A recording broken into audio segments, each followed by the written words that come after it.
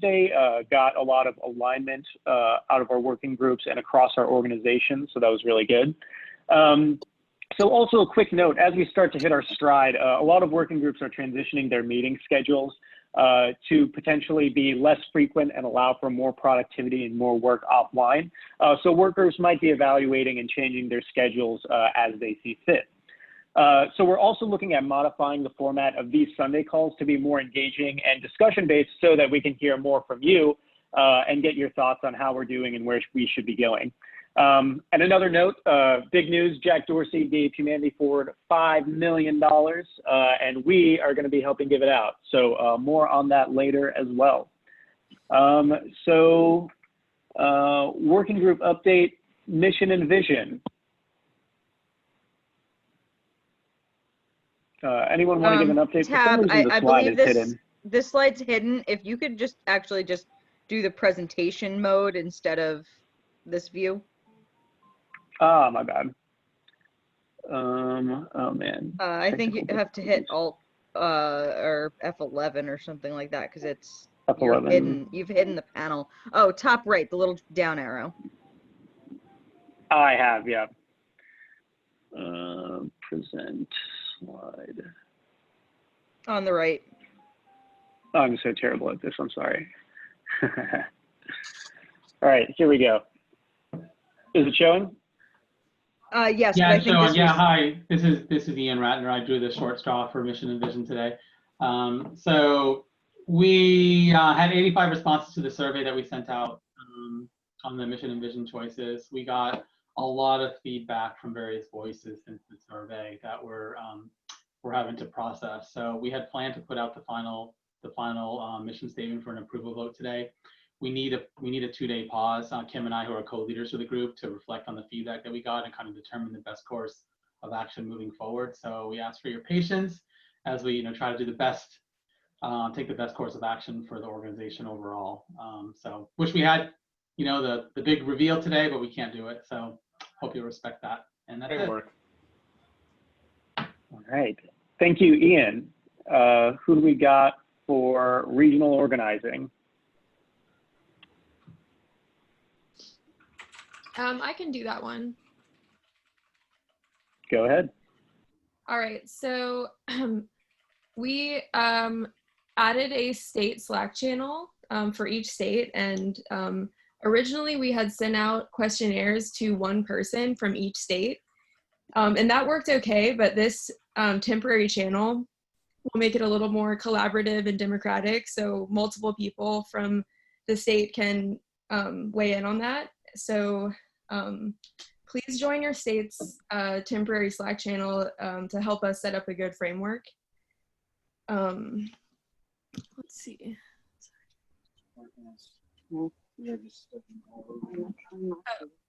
Sorry. Okay, so regional hangs.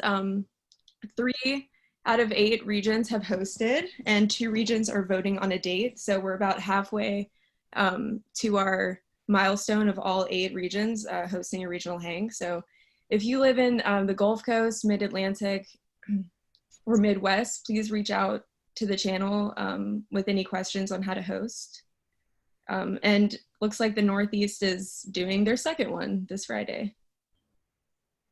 And if you haven't heard, if this is your first time hearing about regions, they were created to feel out activity level and promote social connections regionally, and they are flexible.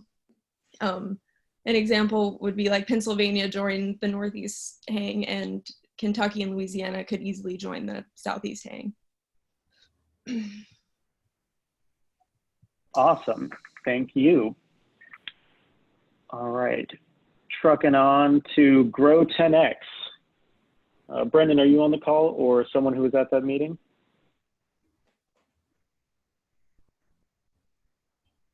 Brendan said he was just going to write this for later for people to read. Gotcha. All right, I'll quickly read it out for the people who are on their phones. So we have a lot of growth potential on the state and regional level. The socials are an opportunity to bring these new people in and connect. For example, Tennessee sent an email blast to promote the social, and we're getting a lot more gang members who haven't even been to online meetings before. So we're growing, collaborating with climate activists and offering access to candidates. So we are potentially looking at partnering with the, I guess, the Youth Climate Strike and the North American Young Generation in Nuclear. So more on that, I think, as the Grow 10X working group continues to do its work and define exactly what the scope of that working group is. Next one, we got diversity, inclusion, and outreach. Kiara, I saw you had joined. Hi, this is Kiara. I'm sorry about the noise. I'm in the car right now. I want to go over our slide for this week. We had a presentation that we put together that I hope that you all will take the time to look at if you get the chance, and a discussion on mansplaining, which led to a larger discussion on interruptions in general in meetings. So as a result, this working group would like the entirety of the organization to consider these tips for effectively addressing interruptions in the meeting. And there are also more in the slides. These are just a few for now. I would like you all to take a look at them. I don't want to take up time in the meeting to read them all out loud, but I hope that you all will go back and take a look at all of them in the slide.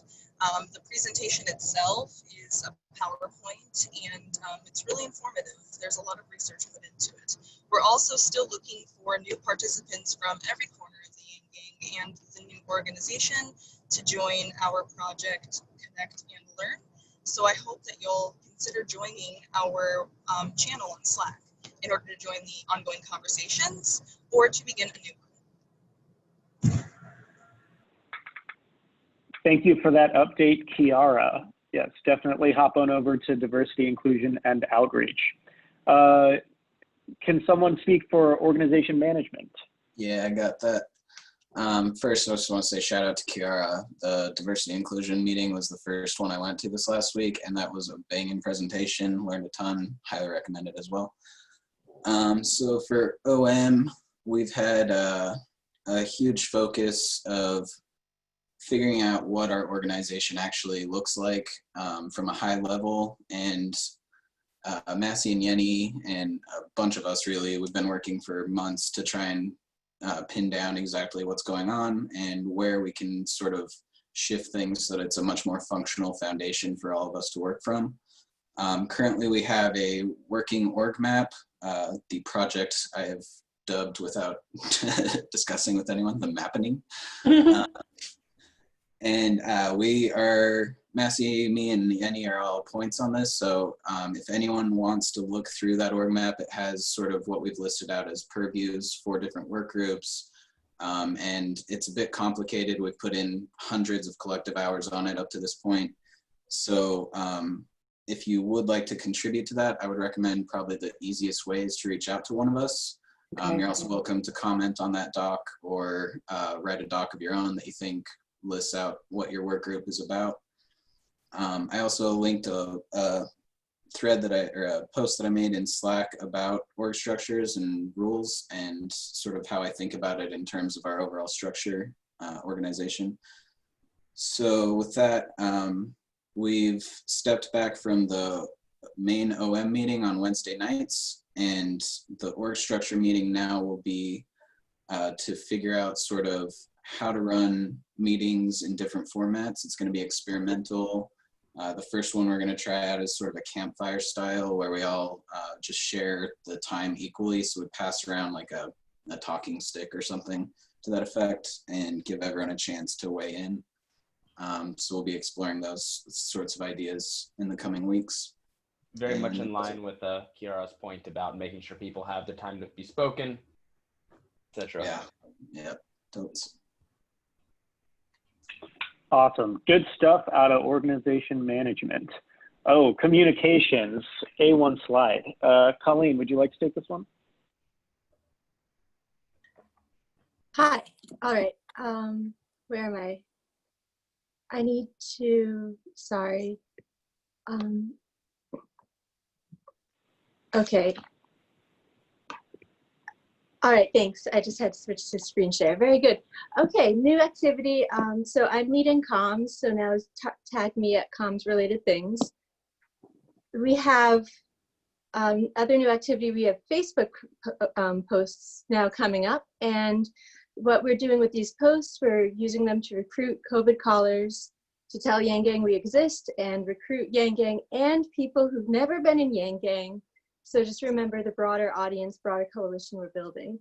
And Tab, can you go to the next slide? Because that's an example of the Facebook posts that have gone out. Yes. All right, so yeah, they're headed up slightly differently. And if you go back, thank you very much, Tab, to it. We have an opening for social media czar is the position, and that's where you'll be mostly managing these pages, creating tweets, and creating content.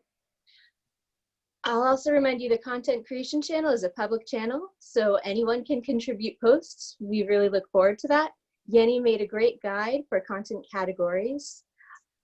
Our branding is still being determined, so for now it's pretty open to experiment and discover. All right, another open position is a video person without a title to edit Zoom meetings and back them up to the cloud and YouTube. So more opportunities for input in addition to contributing posts for our Facebook is COVID callers. If you're doing that calling and you, as you learn people and learn their stories, then we're making more content from that. So actually, if Tab, you go to the 2 slides forward, that would be some testimonials that Kiara made, which are beautiful. Okay, and that's the one on the right. So that's an example of a COVID calling content that we're making. And on the left is an example of something we're posting to Facebook, maybe Instagram once we get there. All right, thanks, Tab. So we'll head back, and it looks like I forgot a line, so I'll be adding it in. But the line is about... I removed it because we're not yet. Oh, thanks. Okay, we're not there yet. Good. Okay. Thanks, Yenny. All right, so then quickly. Sorry. From Comms with Love, 2 working groups. The blog, as it's going to be rolling out, is your PR. So whatever work you're doing, nobody's really going to know about it unless something's published. So keep us up to date. Especially if we reach out to you because we're trying to fill in a story from you, try to get back to us.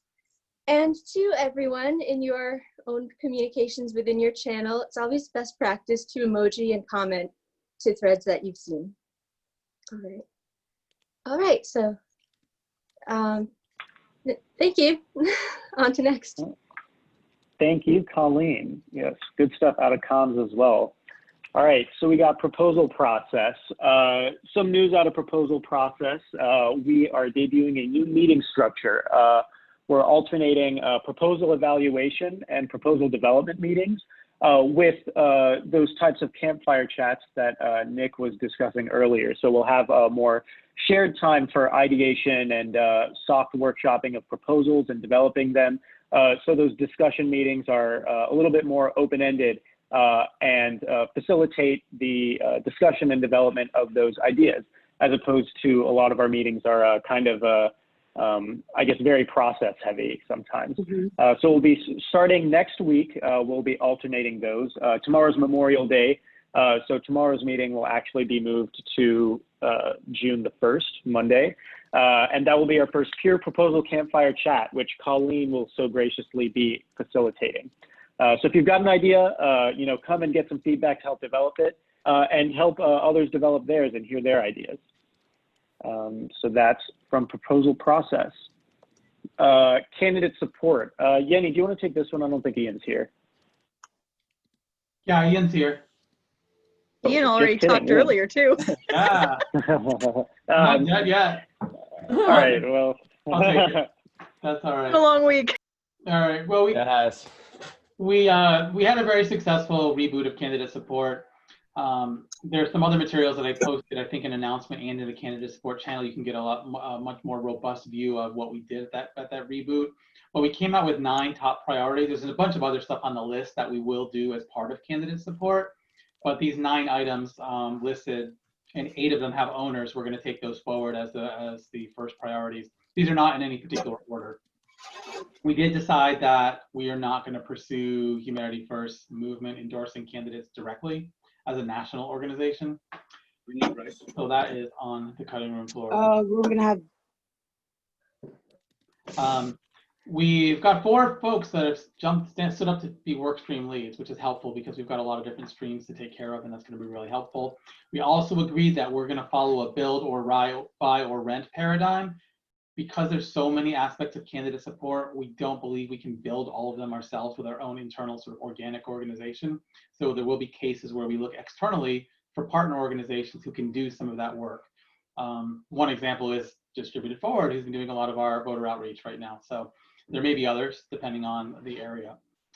And then our next steps, we're just working to get some recurring meetings set up, the requisite when to meet, and road mapping and planning to really lay out the priorities and the timelines for how we're going to put these into action. That's it. Thank you so much, Ian.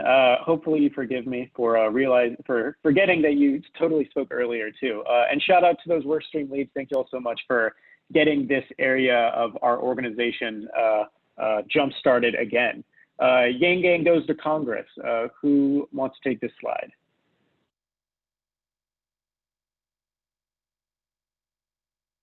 Angelo, are you unmuting? Trying to unmute. There you go. I don't know okay. Yeah, sorry about that delay there. Okay, so yeah, unmute. All right, so on a recent podcast with the Yang Gang Roundtable, we had the chance to officially ask and did receive an invite to testify before Congress from Congressman Tim Ryan. Yay! Amazing. Great work, Hannah and Angelo. Thank you. So that's the details of that is being worked out right now. We do have an application form for more speakers because we do need a more diverse group of speakers coming up. Mm-hmm. And that form will be going live tomorrow. Anyone that is currently already listed as a speaker, please put your information in so all of our speakers' information is consolidated into one place. Do you mind dropping that in the comms chat, in the comms channel? Yeah, let me grab that for you.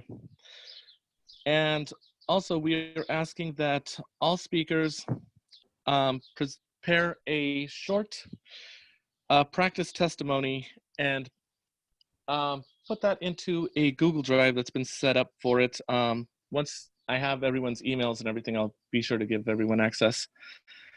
And we will be going through those over the next week and rehearsing everyone's testimony so that this way we avoid any random tangent thoughts or rambling during our testimony and make sure that we're making our point clear, concise, and impactful. Awesome. And, thank you so much. Oh, yeah. Go ahead. Oh, and lastly, after our testimony is done, we are working on, and this is just our current working title, My UBI Story. So we'll be asking everyone on Twitter to record their own testimony and put it up on Twitter so that we can keep the attention of the media cycle and hopefully attract people that are curious what UBI is. Angela, we got a question in the chat. What is the due date for the submissions? Due date for submissions will probably be at the end of this month. May, okay. We haven't had a solid due date figured out yet. Okay. Yeah, just drop a suggestion when you put it in the comms channel. Thanks. All right. Awesome initiatives going on in that working group. Thank you, Angelo. All right. So we've got standing meeting times for working groups. These can also be seen in the calendar. And I believe there's actually an update to this slide, but check it out in the slides, not what's being shown on your screen now. So I'm going to go forward. Phone banking. Brenna, I believe you're on. Oh, yeah. Brenna's here. Oh. The calendar slide just needed a. Oh. Okay, cool. Well, phone banking. Let's talk about phone banking. So as a lot of you probably have heard, Humanity Forward received a very, very large donation from Jack Dorsey on Thursday of last week. So there's a lot of money for us to give out like now. So we are updating our process just a little bit. Folks who have applied, we're working our way from the top down. So the people that applied first are the people that are first eligible. But we're sending out emails to everybody who is eligible, followed by text message. Oh, my slide changed. I don't know what's going on. Followed by text messages if they have not replied after 48 hours. And then we'll give them a phone call. So we just want to make sure that we are still having enough phone makers to make all the calls that are necessary. We don't know the exact number of how many people we're going to need to contact until we send emails. We'll have a better idea, and text messages we'll have a better idea. But I'm guessing that this week we'll probably have between 3,000 and 5,000 calls to make, if I was gonna just put out a wild guess. Last week we had our biggest week of calling, having made about 1,100 phone calls, which was up 46% from the previous week. So that was a really, really big improvement, but we're gonna need a lot more callers that are gonna be active. Last week we had 20 people making phone calls. This week we're looking for 30. So if you are interested in joining the calling program, you can onboard yourself. It takes about 30 minutes. It's really, really fast, pretty easy. You watch a video, take a quick quiz, and then you'll be added to our callers channel and be given permissions to start making phone calls. But it's a really impactful work. If you have some extra time, please join us making these phone calls so we can get money in people's hands. Awesome. This is so awesome and great news coming from all fronts. Go back to this calendar channel or this calendar post real quick, just if you want to take a look at it. It is now updated, showing the right stuff. So it wasn't an update issue, actually. I thought that there was an update happening to it, but the thing that we need is for each working group to remember to let us know if your working groups are changing your meeting schedules. And we will also have a community events calendar for the Humanity First Movement Hangs, which includes Kimberly's, what are listed here as Math and Mingle, but I'm not sure if that's what they're actually being called now. Meditation hangs with Colleen, guitar lessons with Hugo, and Canna hang with me. We had a quick question regardless to the previous slide. I'm seeing in chat. Yep, we're all done. About do we need to do those who got a $20 token grant need to reapply for the money? I think this is directed at Kimberly. No, so anybody who received that $20 previously, what we're doing is we're sending an additional $230 to those same payment accounts that we sent and had a successful payment. That being said, there's a large group of people who didn't receive, didn't claim or appropriately receive those funds the first time around. But if you receive $20, you should be getting another $230. And that should be happening this week as well.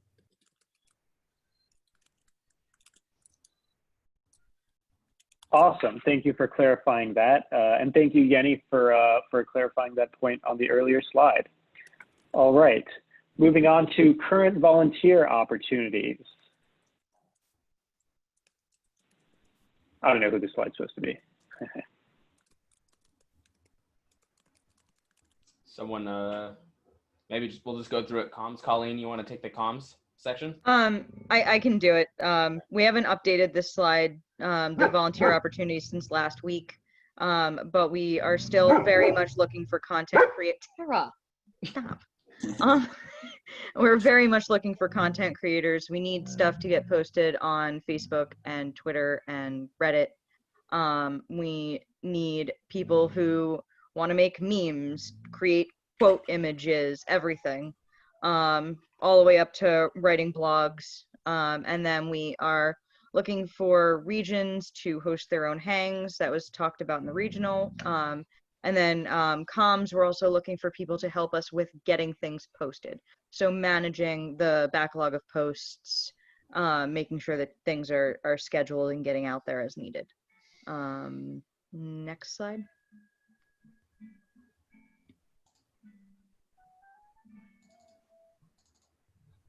Yeah.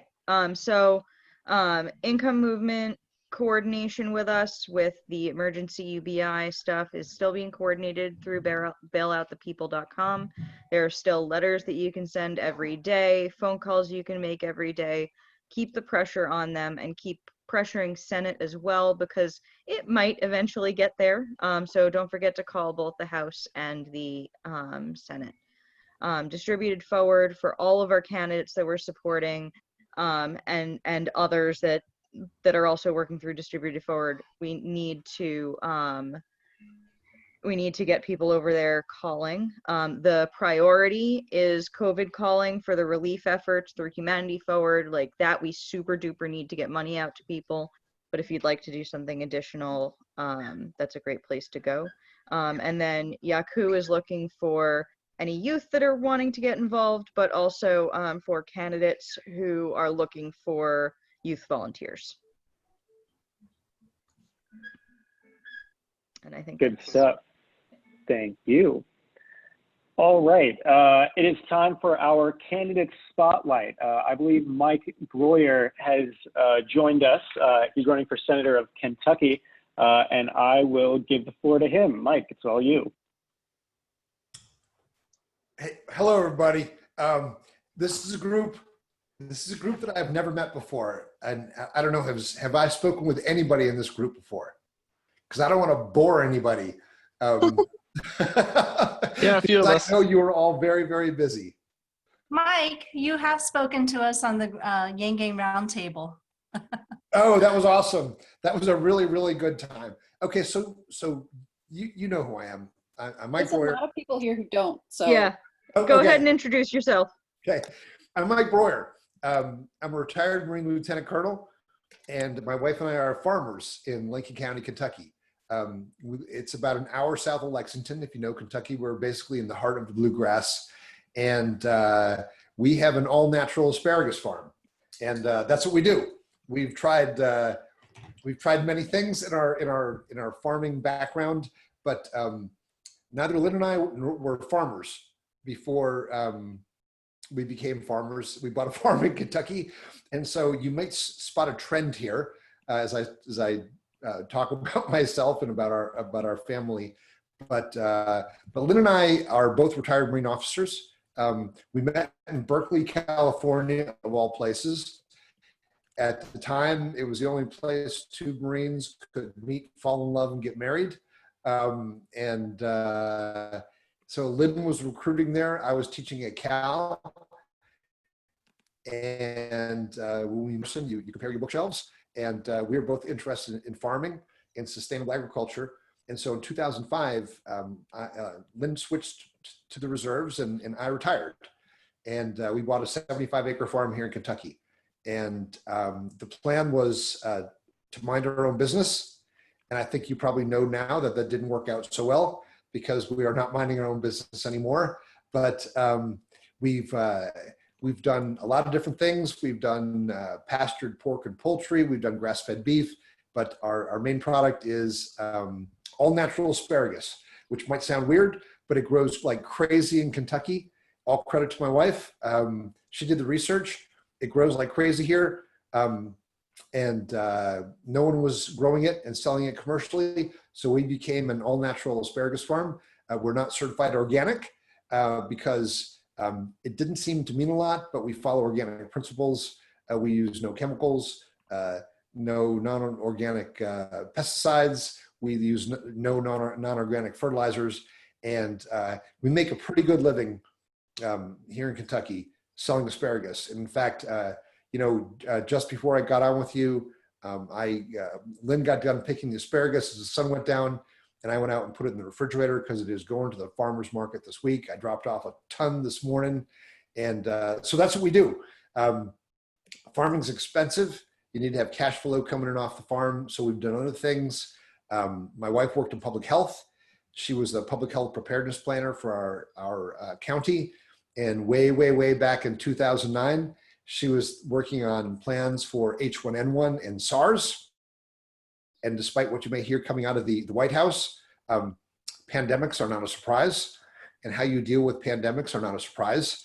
We learned everything we need to know about fighting pandemics back in 1918 and 1919, 100 years ago. And so I hope that someone kept her plans in the binder and dusted them off, and they're putting them to use here in Kentucky. I was a rural journalist. I wrote a letter to the editor back in 2007.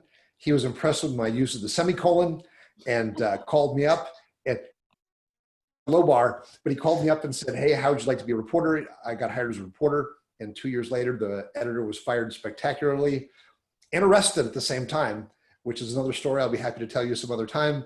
But I was hired as the editor. So I was editor of a rural weekly for, and I did that for 3 years. My wife was sent to Afghanistan in 2009, and she came back and said, in 2010, said, hey, dude, it's a crazy place, you gotta go. So I quit my job at the newspaper, and I took a job as a defense contractor. And so I was in Afghanistan from 2012, 2013. I probably spent a year and a half in Afghanistan altogether. And subsequently, our son and the father of our granddaughter has served in Afghanistan as well. So we're 100% on forever wars and know very, very keenly the impact of those wars. I've done a couple other things off the farm. In 2016, 2017, I worked in the Horn of Africa in Djibouti, and was able to bring my son with me on a job there, and it was great. But we've been trying our best to be farmers. And over the last 3 years,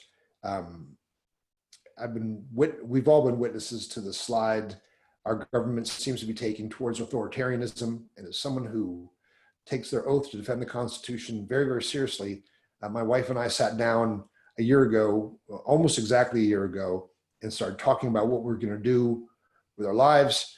And as Kentuckians, it was our duty to defeat Mitch McConnell, because in our assessment, Donald Trump is a symptom, and people like Mitch McConnell, with their greed, their selfishness, their focus on money and power, are literally an existential threat to our republic and the Constitution.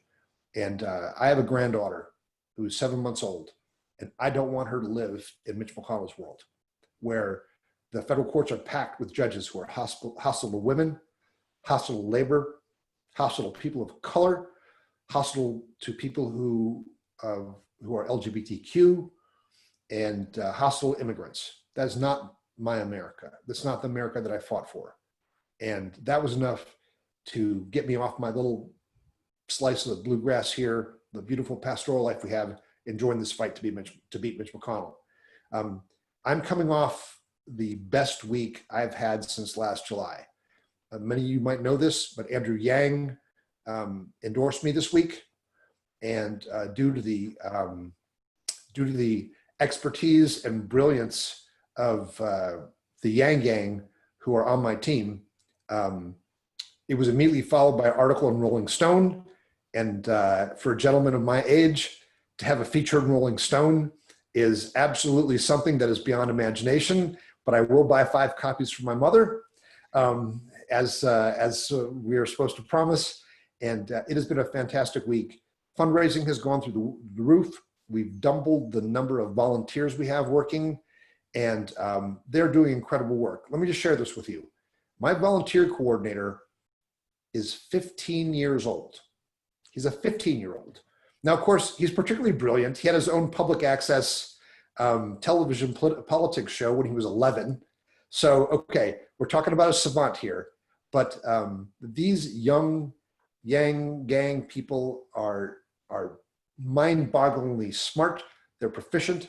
And when the pandemic hit, I don't know, and again, I hate to bore you who've heard these stories before, but as an old veteran, I'm entitled to bore people, particularly on Memorial Day. But when Andrew shuttered his presidential campaign, they just started driving to Kentucky. I mean, they left Iowa, they left New Hampshire, they left Vermont, they left Nevada, and they just started driving to Kentucky. And if you've ever read The Hobbit, I keep thinking about when the dwarfs keep showing up at Bilbo's house and knocking on the door one at a time. And they kept coming to my house. And my wife and I are very, very private people. And within a week, we had 5 grown men living in our house who we've never met before. It was so full here. And I see Connor on here. Connor was sleeping on the floor in the room from which I'm speaking to you. And a guy named Pang Yang, who some of you might know, was last man in, and sadly he was sent to the leaky Winnebago because that was the only place we had bed space. But that was the way this started. That's the way this campaign started. When they started showing up, we began generating energy and momentum and expertise and taking this fight to Mitch McConnell. And you know, in this case, I'm just the messenger. And the core of volunteers we have behind my campaign to unseat Mitch McConnell are just these most dedicated and beautiful people that you'd ever want to meet. And they're selfless and tireless and just freaking smart. And so when the pandemic hit, they switched gears seamlessly. I mean, of course, to me as the candidate, it appeared seamless. I know there was a lot of work on the back end. They switched over to texting, to emailing, to hosting virtual town halls. And, you know, they will stack up 3, 4, 5 newspaper interviews in a row with rural weeklies. Because when people in Kentucky say they're reading the paper, they don't mean the Washington Post or the New York Times, they mean their county weekly newspaper. So those newspapers get a headshot and a bio and a one-on-one interview with the guy who's running for US Senate. And I cannot say enough about the intelligence and the integrity and the agility of the folks who came off the Yang campaign to support me. And I just want to be worthy of their trust and worthy of the effort they're putting in. And this has been a fantastic week. The Yang endorsement, the Rolling Stone article was followed by a flood of volunteers. Fundraising went through the roof, and we're on a roll. This is what momentum looks like. And when you go into a fight and you have the bad guys on their heels, it's a time to press. And so the only thing I'd ask of you is, and I wrote down her name. Someone wants to talk about youth volunteers. We can use volunteers that can text, that can phone bank, that can write postcards, whatever they can do. And of course, obviously, to use our network to increase donations. There's great cachet with the Yang endorsement. It carries a lot of weight. I called the guy on the phone today and said, Andrew Yang endorsed me. And he literally said, send me the ActBlue link. And 1 minute later, he'd maxed out. That was it, carte blanche. Now, the only thing I'll tell you is this, there's a great moral burden that goes with that kind of reaction. That I am completely aware of the fact that I need to live up in every instance to the responsibility of carrying this movement forward where we put people ahead of corporations. And that's the core of my campaign, and that's a commitment I make to you. So I was supposed to give you a 5-minute stump, but you know what? You just got it from the heart. So that's it. I'll be happy to take questions, or I'll get out of here if you guys want to talk. No, thank you so much for your words, Mike. Your story and your passion is heartwarming and inspiring. I think we are honored to have heard from you, and we're so happy that your candidacy is enjoying success. I think we do have time for a couple of questions, though. And sorry, Jenny, were you saying something? I didn't intend to unmute. All right. I think Angelo has a hand. Okay. Yes. Not so much a question, just a comment. You're going up against Mitch McConnell, who has been the roadblock to both parties. So I just got to say, go get him, Marine. Semper Fi. Semper Fi. You know, we've gone up against big odds before, and we don't care. Really, it's the whole McConnell thing. You know, people say, well, he's going to say terrible things about you. And my wife's also a retired Marine too. I don't know if I mentioned that. So we've been both yelled at by trained professionals. Nothing Mitch McConnell says about what he's gonna make a dent in my skin. All right. Next hand we have Faye, and then after Faye we have Nikki.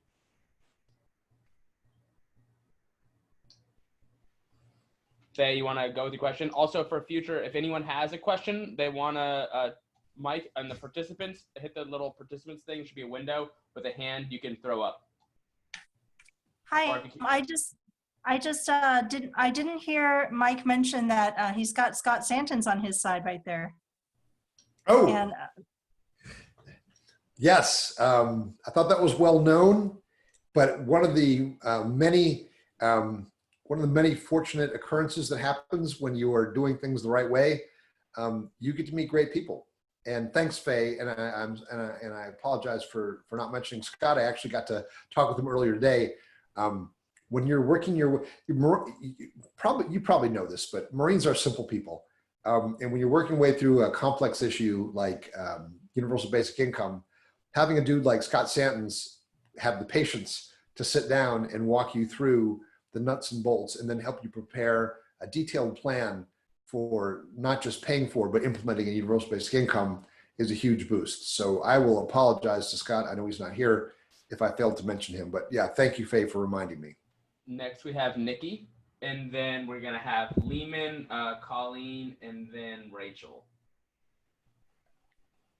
I just want to say everything that comes out of your mouth is exactly what a Marine would say. But I wanted to ask, Paris Island? You know, actually, no.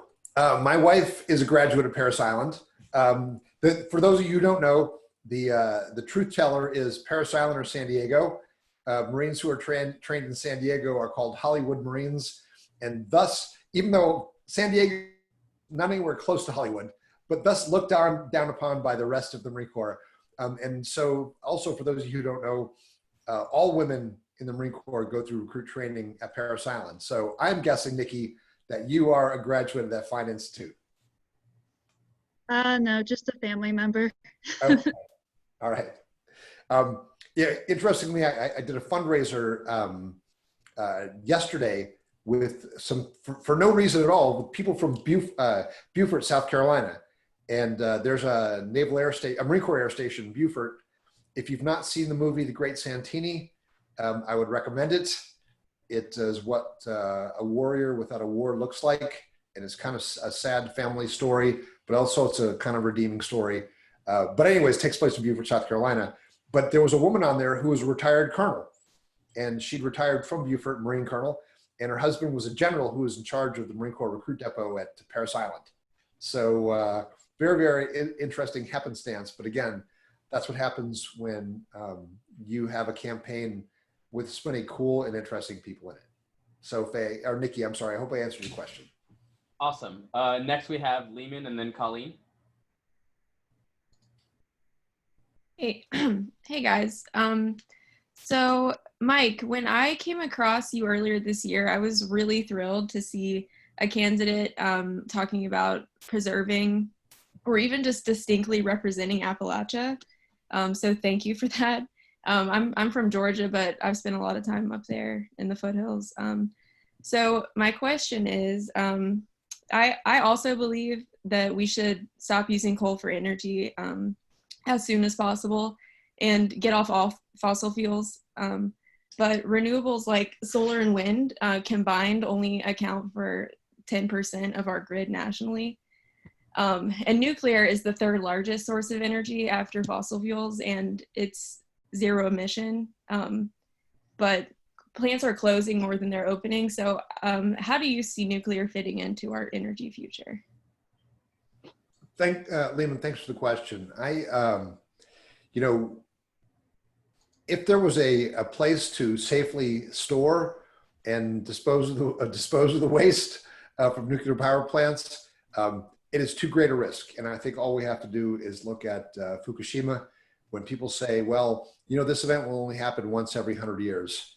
Well, that's too big of a risk when we're talking about nuclear energy and nuclear waste. The installed grid of solar and wind in the United States, I know it accounts for a small part of it, but if you look at the payback period, I'm sorry, the payback period for solar, when I became interested in renewable energy 15 years ago, the payback period was about 13 years. Now it's down to 7. And, you know, as math people, we should be able to explain to people the economic, you know, the pure economics behind going with solar, that in 7 years, you can pay for this stuff and then begin producing energy with zero carbon footprint. I did one of those Reddit AMAs the other day, and someone asked me about thorium nuclear power or thorium powered plants. And honestly, the good thing about AMAs is, you know, they ask you anything. And I really knew very little about thorium, but the bottom line is this: there's still a waste issue, and it still poses a threat. And though the half-life of the waste might not be 20,000 years, it's still 300 years, and it's still very, very dangerous. We have many opportunities through wind and solar, and I'm a fan of tidal energy. Scotland's getting ready to produce like 34% of their energy just from tidal, energy, and you don't have to dam up rivers to make that happen. It's kind of a parallel to hydroelectric, but you're not required to dam rivers and stop the flow of the ecology. So I think it is time to make the investment. And Lehman, I have a plan that I like to call the Just Transition to a Green Economy. And I've already been reaching out to candidates in adjoining coal producing states. I've been talking to Blair Wolsingham, who's a UBI candidate in Tennessee, the 1st Congressional Tennessee District. I've been talking to Richard Ojeda from West Virginia, who's a fellow veteran and also kind of a wild man, but with a giant heart. And we want to go to Washington as a block of coal producing Appalachian states and not ask, but demand that we rebuild all of Appalachia to pay for the ecological environmental damage, or the environmental and it's been a long day, guys, and economic damage that has been done by letting the coal companies off the hook, and turn Appalachia, all of coal producing Appalachia, into green energy hub for the eastern half of the United States. And that'll involve building wind, solar, and reforesting the surface mines that we can't do anything else with, that are geologically unstable. And we can build infrastructure, we can produce energy, and we can put people to work, and we can put a huge dent in our carbon footprint. And we can do it economically. And that should be enough to convince even the people who do not believe in climate change. I hope I answered your question, Lehman. I think I might have accidentally skipped Colleen, who's next. Yeah. I'm sorry about that. Hi, Mike. So my question is, well, I don't know if someone is coming up next, but I have 2 questions. But the first one is, what message has been the hardest to get across? What message has been the hardest to get across? Particularly if it's about UBI, like, are you having resistance for people who are just like, work ethic, you shouldn't just give people money, or, some of the things like that. So in terms of, I write letters to newspapers. I don't know if your Kentucky local papers would take and print letters not written by Kentuckians, but yeah, I would like to learn what messaging needs some more support. Colleen, great question. Thank you. As an editor, you've got to fill column in. And when I would get a good op-ed in, I'd print it no matter where it came from. So actually, if you want to contact me offline, Connor can probably help you out here. A volunteer went through and built a list of every single rural weekly in Kentucky. And that's become a great advantage now during the time pandemic, because these folks who are now working on our media team will stack up 3 or 4 interviews right in a row. So local rural weeklies will get a headshot, a bio, and a one-on-one interview. And as a editor of a newspaper, I've looked at the empty spaces and said, how the hell am I going to fill all this? So cogent, well-written, well-argued letters are always welcome, no matter where they came from. So to your question though about communicating about UBI, my wife Lynn and I are farmers. We're surrounded by everyone who lives around us is a farmer. And the question to them I always pose back is, how different would your life be with an additional $1,200 a month? What would it mean to you? And I'm sure you've probably all heard about the loss of the family farm, the loss of the small farm. And while that's sad because it's kind of losing the tradition, there are dangers in going to large-scale commercial agriculture. It's bad for the environment.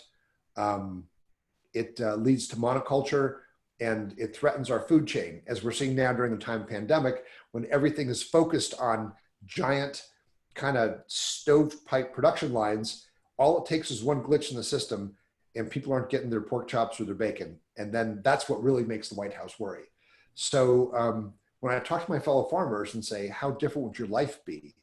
You can see the light come on, and you can see them start thinking about it.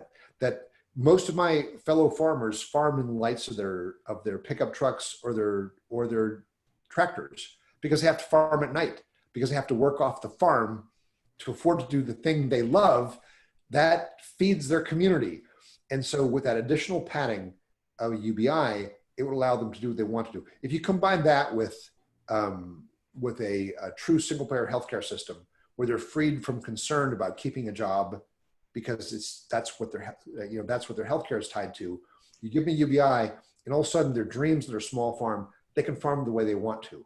They can be good to the land. They can produce high quality food and do it full time, and they'll be better at it. They'll be better stewards of the land.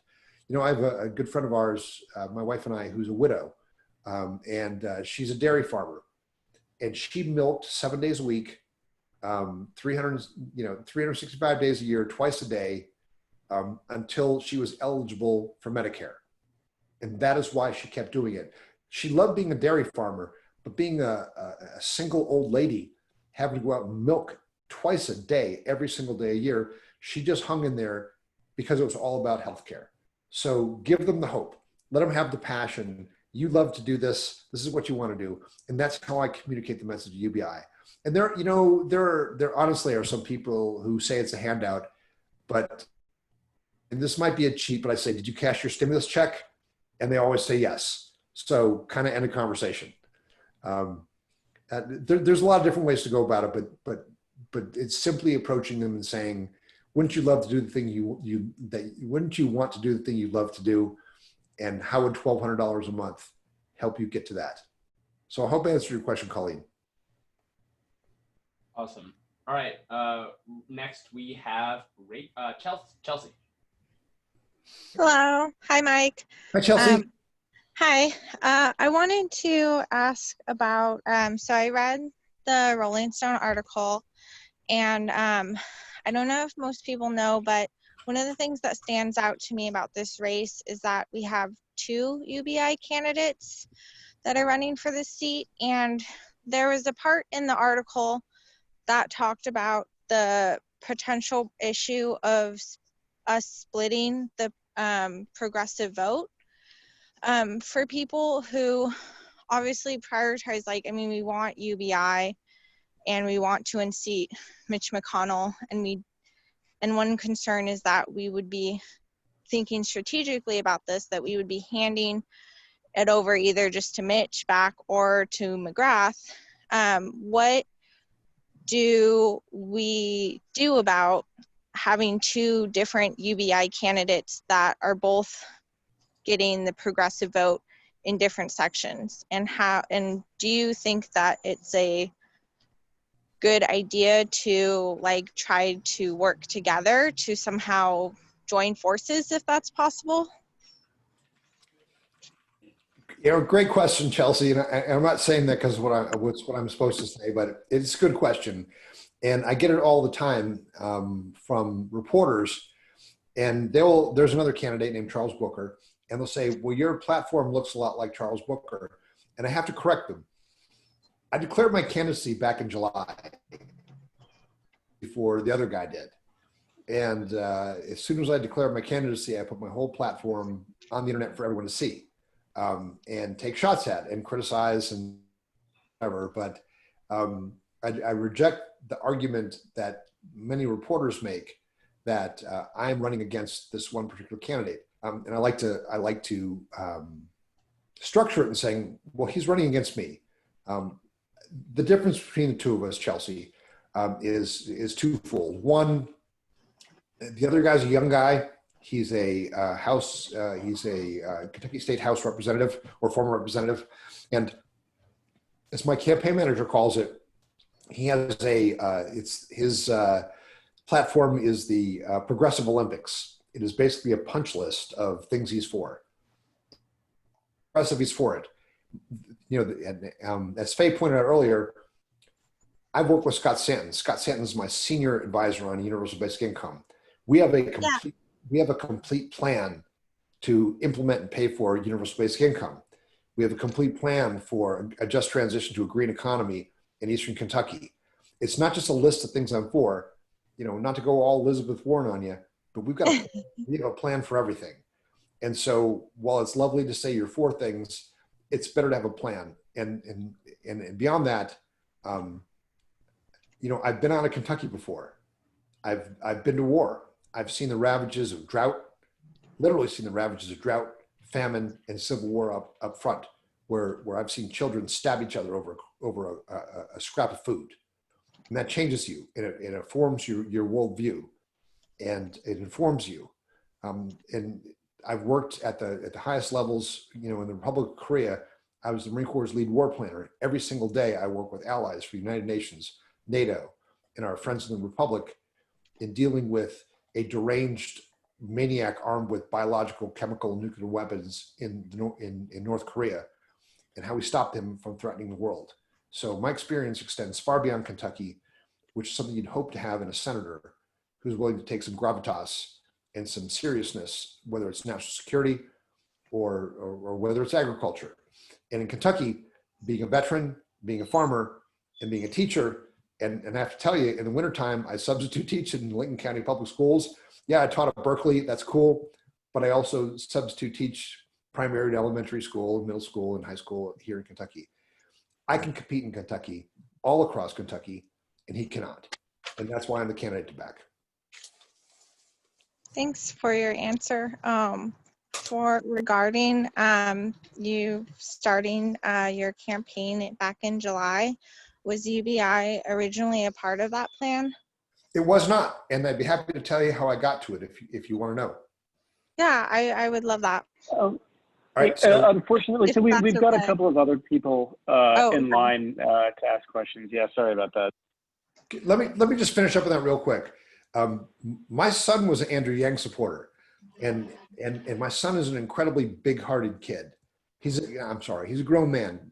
You know, he's the father of my granddaughter, so he's a grown man. But let me tell you how generous and kind-hearted he is. We worked together in Djibouti in the Horn of Africa, and it got to the point where he would not even go to the market or the supermarket with me to go shopping because of the scores of starving, homeless children on the streets. It killed his soul. So when he became an Andrew Yang supporter, I called him up and said, "Hey, dude, what's with you and Andrew Yang?" And he's like, "I just love the guy. He respects all life. He thinks all life has value. He thinks all work has value. He wants to put humanity forward." And that's really when I began thinking about this. And then I met the Yang Gang, and then I was introduced to Scott Santens, and I said, this is an absolute fit with my campaign, the core of my campaign, which is economic and social justice for all. So to answer your question, Chelsea, I actually kind of backed into UBI. And I will not say it was there from the very, very beginning, but at the roots of my campaign is social and economic justice for all, and it ended up being a great fit. Well, that's awesome. I love the thinking harder and realizing what pushes you forward and what makes sense. Next we have Rachel. Hi, thank you. I was actually going to ask the same thing as the last person's question, but I'll just go with a backup question. So Mike, why do you think you would be the best person strategically to beat Mitch McConnell in the general election? Well, thanks, Rachel. I think, just for exactly what I said, is I can compete. I'll be frank with you. McGrath is dead to women voters here in Kentucky. When she said that she would have voted to elevate Brett Kavanaugh to the Supreme Court, that was it for many, many women voters here in Kentucky. One thing that's interesting about Kentucky is that each county, we have 120 counties here, and each county has a Democratic executive committee. And you can go talk to them, and there's 12 people. When you go to the county Democratic Women's Club, there'll be 40 or 50 people there. 40, 50 women, they bring their husbands, they have great food. And they are the people who are the movers and shakers here in Kentucky. And so when I began my campaign, I would go talk to every one of them. And it really, really laid the grassroots for my campaign. I talked about the Yang endorsement, but before the Yang endorsement, I started picking up indivisible endorsements. It started out in a place called the Penny Ryle, which is in Western Kentucky, Southeastern Kentucky, Northern Kentucky, and then finally got the Kentucky State endorsement from Indivisible, which is huge. These here in Kentucky, these are the door knockers, the texters, the postcard writers, and we managed to eject a very, very vile Republican governor last year. And it was largely on the back of two groups, teachers and Indivisible. And they got rid of this horrible governor we had. And thank God we've got we have a Democratic governor right now during this time of pandemic, because he is literally saving hundreds of lives every day because he made unpopular decisions that are saving people's lives. But so to your question, so Amy McGrath is literally dead to women voters in Kentucky because her stance on Brett Kavanaugh. And I'll give you an example. Kentucky National Organization for Women had a debate scheduled, and the pandemic hit, and so they switched it to all digital. The only person who showed up was me. This is the National Organization for Women. I'm the only one, and I would have completely understood if they canceled it. And I said, well, this is dumb. This isn't a debate. This is just one guy. But they didn't, to their credit. They said, all right, this guy said he'd show up, and they gave me the whole time. And I answered their questions for like an hour and a half, and I let them grill me. And so the chairwoman of the Kentucky National Organization for Women is my biggest support, one of my biggest supporters. Same thing with Invisible. It's just so that's McGrath. Booker cannot compete across all of Kentucky. He's got no experience really out of Louisville. I'm a teacher. I'm a farmer. A farmer goes a long way in Kentucky, and I'm a veteran. And there's not anybody in Kentucky who's not kin to a veteran or a farmer or a teacher. And so to beat Mitch McConnell, to beat this odious man, you have to be able to compete in all 120 counties. And I'm the guy who can do that. So Rachel, I hope I answered your question. Thank you. Thank you. Next we have Ray. All right, how you doing? I saw your quote.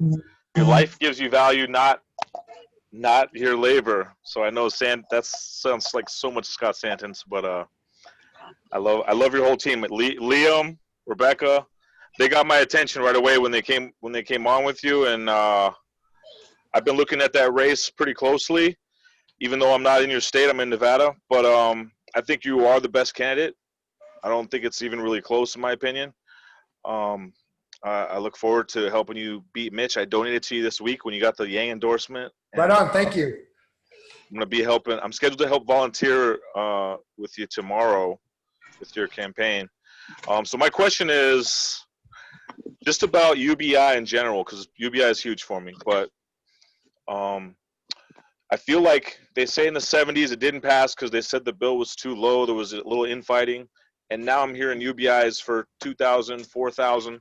I feel like they're almost using it just for political gain because it has power now as an idea, but making them too big.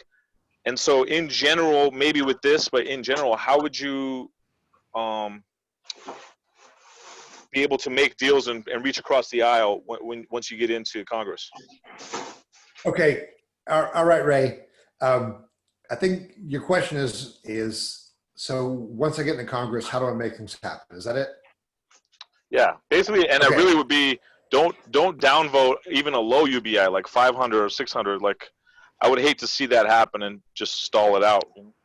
Well, I mean, you have to realize now that this has gone from an interesting intellectual exercise 9 months ago to being something that's talked about every single day in Congress. Andrew was the guy who, everyone's like, okay, yeah, he's a bright guy. This is interesting. Wow, this is really interesting. And now all of a sudden you've got everyone talking about it. So this is a great moment for us, right? This is a chance to make this happen, and it's not the time to let up pressure. The advantage of working with Scott is the fact that, this is a guy who this is his every living, breathing moment of working through this scenario after scenario. And so the one that we've worked up together, pegging it 10% above the poverty floor, I think is something that people will understand. When they say, well, how did you come up with this number? It's not a magic number. it is literally tied to something physical, and it is tied to economics and math. And so I think $1,200 per adult and $400 per child, when you can show that mathematically, that you just think it up, you know, that this is actually physically, not physically, but economically tied to something, you can sell people on it. And this is interesting times. You know, when someone makes a decision because it's the right thing to do, it's leadership. When they make a decision because they're worried about people, you know, looting the Senate gym for hand sanitizer and toilet paper, that's self-preservation. But at this point, I'll be willing to take their vote on these issues because whether they think it's the right thing to do or they just want to save their skins, that's okay. A vote is a vote. We'll get this passed. And as to the question about McConnell, you know, he has a stranglehold on the Senate. If you recall back to the impeachment hearings, you know, word had leaked out that Republicans have been told if they broke with McConnell and they broke with the president, he'd have their head in a pike. Of course, it was a figurative pike, but what it meant was denial of assignment to committees, a holding back of fundraising of funds for their campaigns.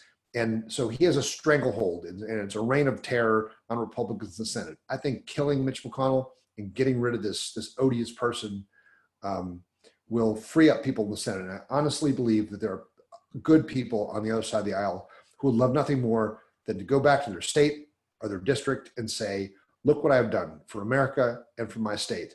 And I'm hoping that setting an example and getting rid of such a vile person as Mitch McConnell will chart the course for a future where the Senate is much more collegial and people are willing to agree on things that are important to the folks in America. Awesome. So next we're going to go back to a question from Faye, and I'm going to take a question about how did that editor get fired and, you know, sent to jail after that. So okay. That's cool. So, all right. Sorry, Faye is first though. Faye had her hand up, so Faye gets first dibs on her question, but that's my next one. That's very kind of you. I just wanted to mention that to the person who had asked about whether we would split the vote. First of all, we have to get through the primary, and after the primaries, we're only going to be running one person against Mitch McConnell, so nobody's going to split the vote. So that's really not an issue here. But as far as I wanted to ask Mike something about, again, because you really don't like Mitch McConnell, but we don't. I'm trying to run office for a very small office to just become a national delegate. And I just had a conversation with one of the people that I campaigned to, where she said that I wasn't a real Democrat because I said that Republicans and Democrats were basically alike. And my feeling was they're similar as in they're all human beings.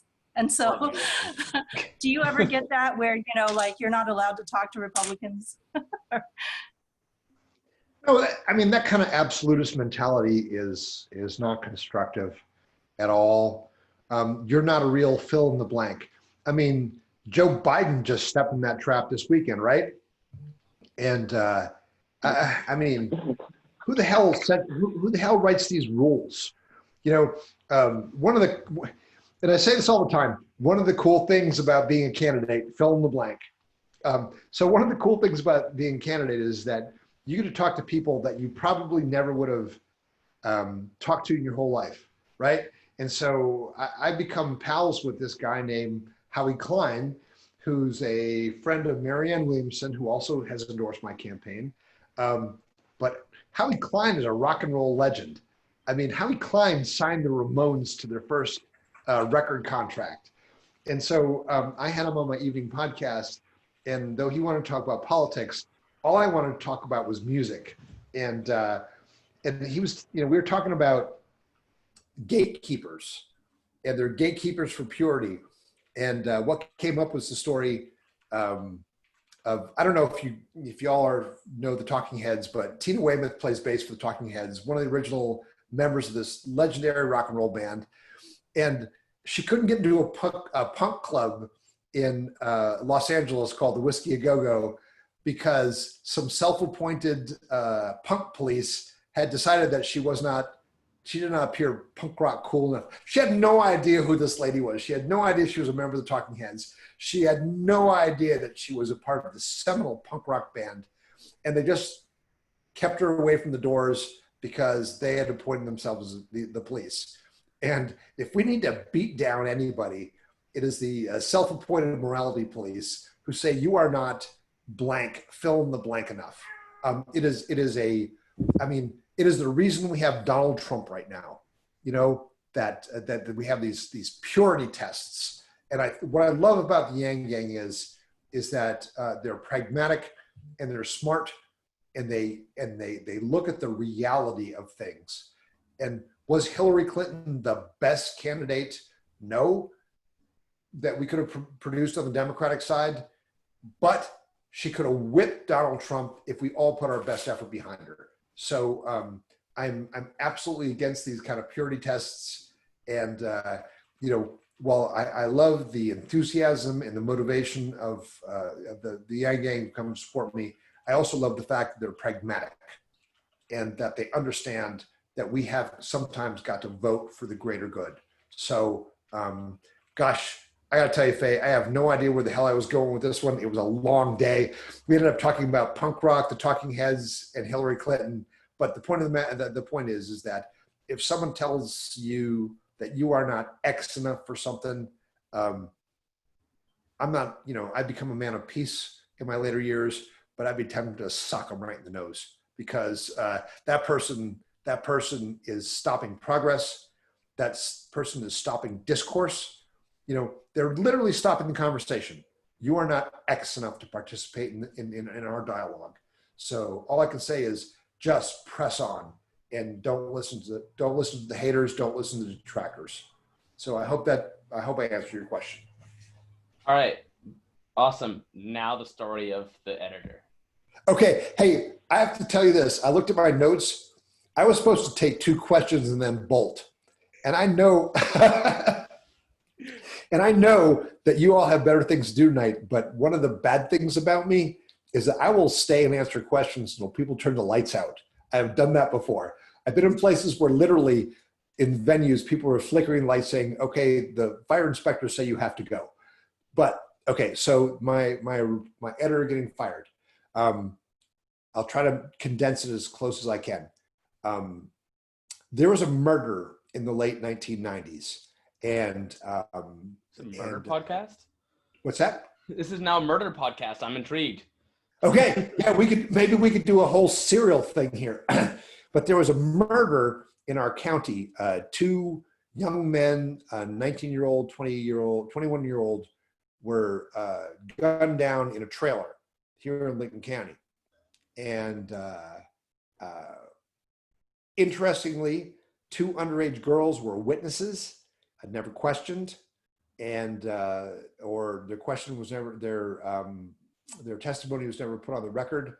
But there was some DNA residue recovered from the scene, and went into a database. Flash forward 10 years to about 2008, and a young man entered the prison. Was arrested in Richmond, Kentucky, which is the home of Eastern Kentucky University, largest city here in Kentucky. And there was a DNA hit, and his DNA was tied to that murder scene from 10 years earlier.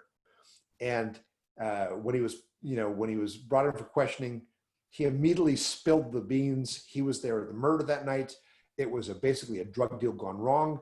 These 2 Lincoln County boys had bought cocaine from a gang, a wannabe blood gang in Richmond, Kentucky, who were selling cocaine. So these 2 grown men had like 14, 15-year-old girls in their trailer. They'd ripped off drug dealers. The drug dealers had come here and gunned them down. And so everyone involved gets hauled into court, most of whom were minors at the time of the killing. And so here in Kentucky, the initial hearing is whether people will be tried as adults. And so the courtroom was cleared. And while the judge makes a determination if the accused are going to be tried as adults, and my editor tows the door open and shoots a picture of the accused shooter, who was 16 at the time of the killing. And so in the eyes of the court, he was a minor. And so my editor says, what should I do with the picture? And I say, don't run it. He talks to the ladies who work with us at the newspaper. They say, don't run it. He calls the publisher and says, what should I do with it? He says, don't run it. And he put it on the front page of the paper because he had a scoop. This is going to be his breakthrough moment as a reporter. And he'd violated the sanctity of a family courtroom by taking a picture. Now, this was a grown man accused of murder, but he was just accused of murder. And so the judge issued a bench warrant for him and had him arrested. And it cost a lot of money to us and the Kentucky Press Association to defend him. The charges were finally thrown out, but he lost his job. And the news group at Oma newspaper did an extensive search for someone who was qualified. They couldn't find anybody, so they hired me. And that's how I ended up being an editor of the third oldest newspaper in Kentucky. I for one would like to speak. I'm pretty disappointed. I was really hoping you were going to find out the editor murdered and was the buyer of the cocaine. I was really hoping that was the direction of the story. But, you know, I'll take it. It was exciting nonetheless. Well, you know, it's just so weird though that this guy was just so driven by a scoop that he would destroy everything. And someone who was not trained as a journalist, who doesn't really understand that drive, that he just wanted that first picture and he was willing to risk everything. And he threw the dice and he lost in that particular case. Understand. Well, I just want to say thank you again for your time. I think everyone here, I mean, you can notice we've, you know, maintained essentially everyone throughout your entire time speaking. And I think that says a lot. A lot of times we have a ton of people drift off, but, you know, everyone is here because they really care. They're really interested. And I think it's a testament to the campaign you're running. And I just want to say thank you. If there's anything else on the agenda, which I don't think there is, correct me if I'm wrong.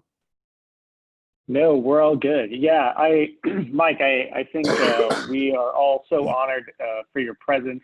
Man, you're a funny dude. I'll say that much as well. We got to get Mitch out. We got to get you in for sure. I don't think we have anything else. We have we have a section for open comments and questions. So if people have some of those, they're more than welcome to ask them. Mike, you are more than welcome to hang out if you want. And also understand if you are exhausted from our rigorous questioning. Yeah, if you have any questions for us. No, absolutely. I have to tell you, this was like the most fun thing I've done all day. This, honest to God, this was like the most fun thing. And I know I'm the bane of my campaign staff, but I just love talking to people. And, you know, with this pandemic, I've become more needy of this kind of contact. So seeing your beautiful faces and answering your intelligent questions is great.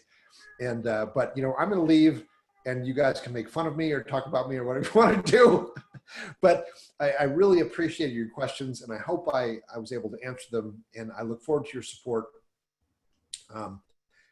This is really important, and I don't want to be hyperbolic, but this is literally the fate of our nation. And I'm doing this for not just for myself, but for my son and my granddaughter. I don't want them to live in Mitch McConnell's America. I want them to live in your America. And you've got beautiful dreams and you have a vision for the future. And whether you support me or not, you just need to press on and hold to your ideals, hold to your values, and put everything you've got into this. So I'd love to have your support, but you know, I trust you guys. Make your best decisions, support who you want to support, but you know, keep the faith and keep pressing on. You're doing great work. Thank you very much. Thank you. Now you guys got my support. Make fun of me. All right. So now, like Tab mentioned, it's time for Bye, everybody. Bye. It's time for open questions and feedback. So if you have questions for anyone specific here, or just the general questions of what the org is doing, or for a specific work group or the board, feel free to throw your hand in the chat. Looks like we already have two. I will say I saw Colleen's first, and then Connor, and then Rachel. So we're going to start with Colleen. No, I don't have a question. That was a hand up. Oh, for- legacy hand. Yeah, that was a Okay. different hand for Catherine. Okay. All right. So then, Connor, I think was next. Yep. Hi, everyone. I'm Connor. I'm Mike Breuer's organizing director. I just want to thank you all for having us. We really appreciate it. Shout out to Brenna. We worked in Iowa together. She's fantastic. But I just wanted to give one quick plug before we left. If you liked everything you heard with Mike and you want to come volunteer, we have 30 days left. And so I would really encourage you all. I'll drop the link here in the chat, but mikeforky.com/signup is the place to go. You can get into our Slack, and we're just hitting the pavement as hard as we can between now and June 23rd. So thank you all so much for having me. Really appreciate it. Glad to have you here. All right. Next, we had Rachel. Hi, I'm Rachel from Atlanta, Georgia. And I was just thinking during the presentation, sometimes it seems like in a lot of our documents, there's a little bit of like confusing jargon that might kind of confuse especially newcomers to the organization. But even me, I've been participating at least the past couple months, and I still don't know what Scrum or Sociocracy are. That seem like they're like thrown around. Maybe those could be a little bit more explained in some of the documents. Do you Or mind? even if somebody wants to like give me a spiel right now, I don't know. I think I'll this yield might be my a good time. just to do a 30-second spiel. Nick, how do you feel? Yeah, I'm down. I'll take Alright. Sociocracy, and Yenny, you want to take Scrum? Sure. We can. Yeah. So there's schools. There's a school of each. But Nick, why don't you go on Sociocracy, and I might chime in any other points that I think I want to hit on. Yeah, so when figuring out like what we are doing as an org and how to actually evolve, we had to start studying like what other systems exist. Sociocracy is, I forget exactly when it was created. It's within the last 30 years, I would probably guess. Actually, 1880 when it was first theorized. Whoa. Yeah. Right. But essentially what it is like a reversal of sort of the way that we think of governance today, where we have like a leader and like Congress or whatever, and so like a tiered pyramid kind of thing, where so instead of that model, you have a top level of governance where you have like a meeting with 15 people, say, and there's a format to like do these rounds of speaking, and the system is set up to sort of allow many more voices and equal opportunity to contribute to ideas. And so there's a lot of nuance to it. I would highly recommend reading Clark in the Portland Method School has a document that he's put together. But so a governance circle can discuss things, whatever anyone in the group wants to bring up. There's format to allow all of it to be explored in an equal way. And then say you want to actually like do something, you want to take some sort of action, that if you get through a governance group and come to that decision, then you can create an operation group outside of that is underneath the governance group, and that operation group can be run in whatever way they want to. So like have an autocratic ruler saying we're going to do this thing, or democracy voting or whatever, but it has a very strict purview. And so the whole idea is that you're avoiding all of these really common ways that leadership takes over and autocracy rises or oligarchies rise. It's a very interesting method. So I'll just add in a couple touch points. So the way to think of sociocracy, it's an alternative to autocracy, democracy, oligarchy. It's a different form of method. And while democracy, they all sort of form on the idea of definitions of consent. And democracy, you consent that even if you lose in your vote, you're still going to go along with the organization. But the idea in autocracy is that you don't have the choice. You're going along whether you want to or not. But we're a volunteer organization, right? So if after a bit, we can't hold a gun to your head, nor do we want to, saying you're going to go COVID call right now, right? Or we're going to go do this operation or this thing or that. But also on the flip side, if we continually have votes and have 51% ramming down their desire of how we want the organization to move every time, people are going to be like, what am I doing? I don't feel like my voice is heard. I have good points. And so the idea that sociocracy is built upon is the idea of consent, where we may not love and totally agree this is the best possible option, but it's within a dynamic steering range. It's in our range of tolerance of what we believe is overall good for the organization, good for our shared purpose. And so that we consent to the decision being made rather than vote upon it. So it requires unanimous consent. But again, that doesn't mean you have to agree or consensus. That's different. You just think consent to the decision being made. And if you believe it's fundamentally detrimental, you can object to it. And there's way more nuance and depth to it, but fundamentally that is the vision behind sociocracy. And it's based on equivalence of value, but not equality of skill and expertise. So you let experts do their thing and you trust that they're expert on it, and we're going to consent to them being experts in making those decisions. So because I'm not an expert on diversity, inclusion, or other groups, so I don't feel like I should be saying how our HR department should be run. So I'm not going to try to vote on what our HR policies are, as an example. So quick preview. Yenny, you want to jump in and talk about Scrum? Yeah. So Scrum is a management methodology. It's more about how work gets done and the roles and meeting structures and how backlogs of tasks are tracked. So the backlog is called a Scrum artifact. Not that anyone actually needs to know the term.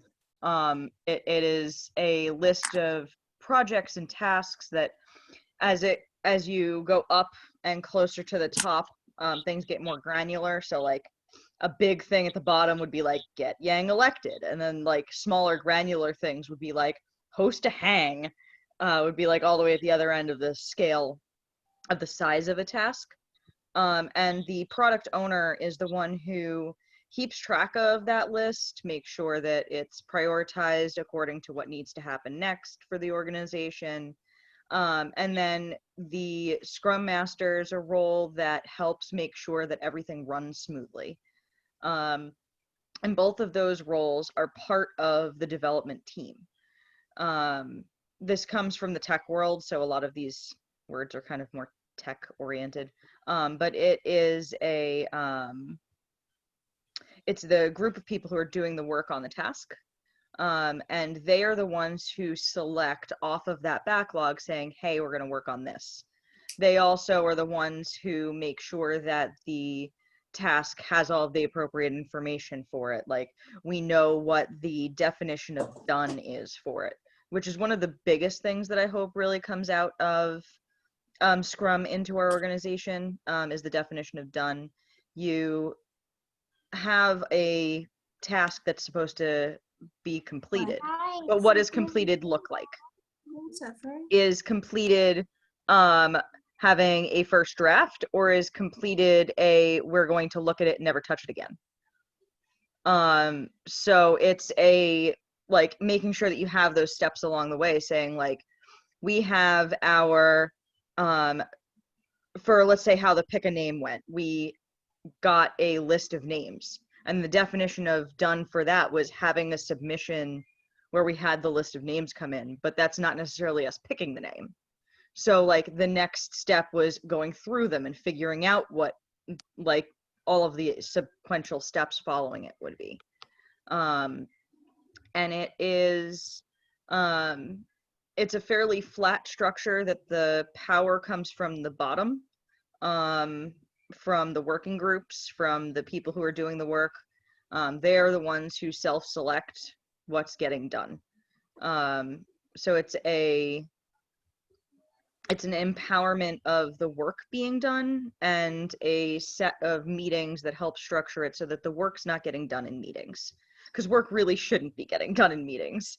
Meetings are the place to figure out what needs to get done. And it's it goes through a sprint planning meeting. Then you have the backlog refinement where you're figuring out everything. And that's not necessarily a meeting, that's just an ongoing thing. And then you've got the sprint review and retrospective at the end of the cycle. And that's taking a look at what went right, what went wrong, looking at the processes that happened over the course of the sprint, to see what we need to improve upon, as well as hey, this is the thing we did. Hey, we did a thing. And yeah, we did a thing. Celebrate. So then the sprint planning meeting takes a look at the changes that are requested during the retrospective. So if it's something like, I don't like this platform we're using to track our tasks on, let's look for a different platform. We implement that in the next sprint and readjust as needed at the end of the sprint. And a sprint is a time period anywhere typically from 2 to 4 weeks. That is the segment of time that you're selecting tasks for. When you're doing the sprint planning meeting. And then the sprint review and retrospective happens at the end. So it's more of a like meeting and, oh, did I say rum? Yeah, so I think I got that. Yeah, so just a high-level recap, Scrum is about sort of process and management tools on how to get things done effectively and consistently in an organization. And Sociocracy, and specifically the Portland method, is a methodology aligned in that way. It's how to build a culture that makes your voices heard in this process. So actually, Yinny and I, when we were developing our interim and ideally long-term structures that we've been sort of working on developing, we actually spent a lot of time trying to take the best things from each that made sense for our org. Again, they're not final and we want input and voices on it, but it definitely has a lot of best practices developed from years of experience of not-for-profits and for-profits of what really ticks the needle forward and gets them moving. So I hope that answers. Nick has a hand up. Yeah, and I just wanted to say, because we've been working with all of these different models, we've sort of been trying to Frankenstein together our own systems. And so like you will probably run into some weird language here and there because we had to sort of invent terms for what we're doing. So, and you know, like we're a new movement. We're doing something novel here too. So like having novel language around it sort of reinforces that, so. Sure, yeah, I do. I know that one of the things we really want to do is grow, right? And a lot of people have complained about or like commented on Slack feeling overwhelming as a newcomer. And so one thing that might help, you could just put like management style in parentheses next to Scrum or something, some little captions like that, just to help people feel like they don't have to learn so many new words all at once and they can kind of just like understand. Very good point. I think one thing that's really going to help with that, and not just necessarily with Scrum and Sociocracy, but in general with all the terms that we have across the organization, is that Colleen started up a glossary document for us to start submitting things. So as new people come on and they go, hey, what does that mean? We can add it to that for future people to not necessarily have to ask that question of every little thing. They have a place that they can go to and be like, I don't know what they just said. Oh, that's what they said. And in a lot of people don't necessarily feel comfortable directly asking. Yeah. In the long term, a charter will help, I think, as we work towards it, and getting an operations manual, Bible, whatever we end up calling and designating it, that will help. Okay, what are the things you actually need to focus on? Or if you're doing volunteering and COVID calls, don't stress out about all that other stuff. You know, you just need to focus on this versus, I really want to get into, the weeds and delve into the nuances of how we're doing our communication structures with the math movement, then that will, require a little bit more time and investment just because that's the nature of the job. But, and I want to add one final thing. I think now that we've sort of gotten to a place where we've figured out what we're trying to do, all of these ways of like communicating it effectively are like, next stage. And we're very aware that it's a complicated disaster for anyone coming up to it to try and figure out, so. Yeah, like the glossary has definition listing out for humanity first movement, humanity forward, HF, HFM, like all of the different iterations of that and what they each actually stand for and mean. And it's also got stuff like legacy hand, because no one outside of here will have any idea what that means. Because at a meeting, I randomly couldn't come up with leftover hand and came out with legacy hand, and it just stuck and spread, and I don't know why. So like there's things like that are on there as well, just like colloquialisms that we're all using. Speaking of legacy hand, I see Faye has a hand. Is that a legacy hand? Before we go to Faye, did that help you, Rachel? Sorry, yeah, right. I'm sorry. Do you feel that was a decent enough explanation? In your point of like adding little parentheses to new words is totally taken, and I definitely want to start doing that. Yeah, thank you for taking the time to explain that. No I worries. think I'll need to do some more reading to really understand all the nuances. But Yeah, we'd love to have you. We have a sociocracy or the Portland method meetings 3 times a week, and it's just a chat. It's like it's a hang. It's a campfire. We sit and talk about things that we feel around the movement and philosophize and all that as build culture. So if you're down to go do that 3 days a week, love to have another person. Thank you. And on the Scrum side, I'm not actually holding classes on it right now, but there's a DIY playlist, and the first video is like 10 minutes, and it goes through all of the basics of Scrum. That's good. Faye, what's up? Yeah, I was just gonna piggyback on Rachel's comment, which was awesome. I never knew any of those terms. Thank you for asking. But what I wanted to say is we really need a less reliance on reading. Honestly, a lot of people don't read that much, don't have the patience to. It's great to have the glossary, I love it, but we do need like videos and just like general, like more, I don't know, other ways. Because I've noticed that people just don't have time to read, or they don't read. I don't know. For whatever. That's a great point, and something we've thought about a lot in Sociocracy School is it has a video sort of roughly in the works. It's just a lot of time to produce a well done video. I just know, being in the video space a little bit, I'm no means an expert. It just still takes a lot of time to make it look semi-professional.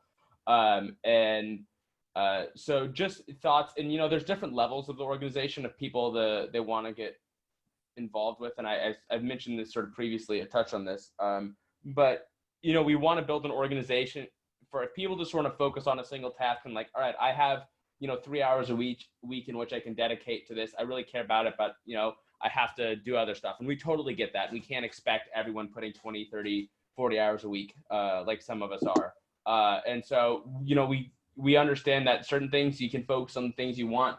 But we do, expect that as you get deeper involved in the organization, it just takes knowledge and time to be able to communicate. So we're trying to find a balance where it's accessible, yet, there's a higher level of expectation if you want to put in those extra hours and, be part of those higher level discussions to have that base of knowledge. And we're trying to find that butter zone that feels accessible, yet, respectable. So we'd love more. Butter zone. What? The butter zone. Butter zone. Butter zone. Got a question from Ray in the chat. Do we want to shut off the recording and continue chilling? Yeah, so I said as long as Faye's question, etc., was handled, and that no one else has any direct questions that feel like they should be recorded, we can switch that over. And I'm also going to have to hand off host because I do need to hop off. I'm gonna have to hop off in 15 minutes, but I can host for 15 minutes unless someone plans on being around longer. I'll be around longer if you want. Okay. I'll endure to the end. Okay. Cool. Good job. My people. I have made Nick the host. All right, I'm stopping. I can no longer stop the recording. I'm stopping recording in 3, 2, 1.